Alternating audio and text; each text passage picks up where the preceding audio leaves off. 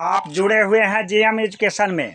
चर्चा का विषय है कि TRE 1 हो TRE 2 जिसमें महिला अभ्यर्थी जो नियुक्ति लेटर लेकर कर रहे हैं नौकरी, इसके संदर्भ में गोपालगंज जिलाधिकारी ने मांगा है सचिवालय से मार्गदर्शन कि ऐसे जो सामान्य कोटि से ऐसे महिला अभ्यर्थी जिनको नियुक्ति पत्र मिला है और वे TRE 1 TRE 2 के तहत नौकरी कर रहे हैं, शिक्षक के रूप में कार्यरत हैं, ऐसे महिला अभ्यर्थी को CTET दक्षता परीक्षा में 60% से कम अंक आया हुआ है। क्या उनके लिए क्या उचित मार्गदर्शन होगा? बताते चले कि नियमावली के तहत 60% CTET में सफल होने के लिए मानक माना गया है, लेकिन नियमावली के तहत 5% रिलैक्सेशन मार्क्स में महिला अभ्यर्थी को दिया गया है।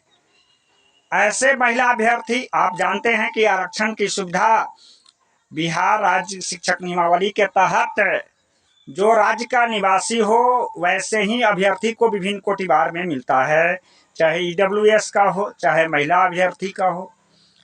EWS की ही आपने देखा होगा कि जो अभ्यर्थी बिहार राज्य के निवासी है उनको EWS का है, और सामान्य वर्ग के अभ्यर्थी, अन्य प्रदेश के अभ्यर्थी जो शिक्षक बने हैं उन्हें सामान्य वर्ग में नौकरी मेधांक लाना था। अब बात आ रही है महिला अभ्यर्थी का।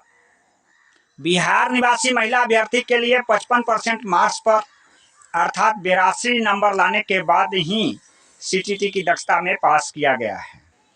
यह अधिक समस्या TRE 2 में आ रहा है। TRE 2 में बहुत सारे ऐसे महिला अभ्यर्थी हैं जो सामान्य वर्ग के तहत नियुक्ति लेटर लिए हैं और जिनको CTET दक्षता परीक्षा में 60% से कम मार्क्स है।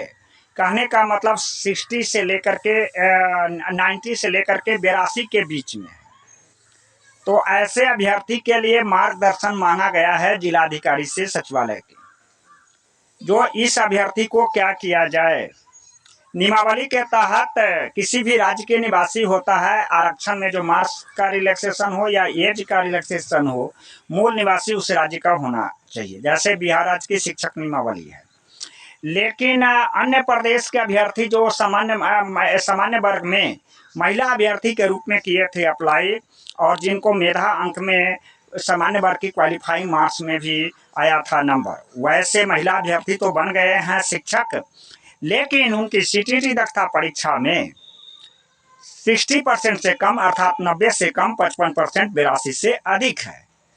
तो क्या वैसे अभ्यर्थी के साथ नियमावली के तहत जो नियुक्ति पत्र मिला है उसमें क्या कार्रवाई किया जाए, इसके लिए जिलाधिकारी मार्गदर्शन मांगा है। अब बात आ रही है, आप जुड़े हुए हैं जीएम एजुकेशन में, देखना है कि इस नियमावली के तहत क्या कार्रवाई होती है।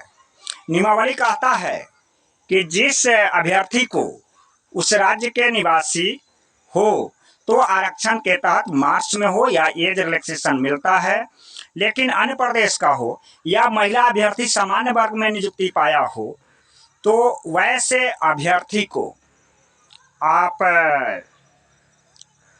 नियुक्ति पत्र देना गलत होगा। अब राज्य सरकार क्या कार्रवाई करती है देखना है, बने रहिए जीएम एजुकेशन में। आगे बताते चले कि EWS का जो पैमाना माना गया है, बहुत सारे शिकायतें मिली है कि पुरुष अभ्यर्थी भी जो TRE 1 TRE 2 का जो बहाली हुआ है उसमें हाई स्कूल के शिक्षक भी थे, 9th-10th के शिक्षक, जिन्होंने EWS के तहत नौकरियां ली है माध्यमिक में, उच्चतर माध्यमिक में। अब EWS का जो प्रावधान है जो मापदंड किया गया है केवल स्केल ही नहीं है, उसके मकान का भी कागजात है, बिल्डिंग की है, कितना वर्ग फुट में मकान बना हुआ है, यह सबका मूल्यांकन जो EWS की सर्टिफिकेट इशू किए गए हैं वैसे पदाधिकारी पर गिरेगी गाज। GM एजुकेशन आगाह करता है कि EWS के कागज में भी गलत तरीका से 9-10 के टीचर बना करके, और मानता हूं कि सरकार मानक रखे हुआ है 8 लाख, लेकिन और भी मानक है, कितने वर्ग फुट में उसका जमीन है, कितना एकड़ में जमीन है। इस मापदंड को गलत तरीका से उजागर किया से नौकरी पाने वाले अभ्यर्थी पर गिरेगी गाज और इस पर भी होगी कार्रवाई। दूसरी बात यह है कि अन्य प्रदेश के महिला अभ्यर्थी जो मेधा अंक में सामान्य वर्ग के कोटि से तो लाए हैं, लेकिन सीटेट की दक्षता परीक्षा में 60% से कम मार्क्स ला करके भी 55% के बीच में अर्थात 82 से 90 अंक में ला करके सामान्य वर्ग की महिला अभ्यर्थी के रूप में बिहार में शिक्षक नियुक्ति पत्र लेकर शिक्षिका के रूप में कार्यरत हैं। देखना है, बने रहिए GM एजुकेशन में। बिहार सरकार क्या करती है कार्रवाई, जिला पदाधिकारी मांग रहा है सचिवालय से मार्गदर्शन। धन्यवाद।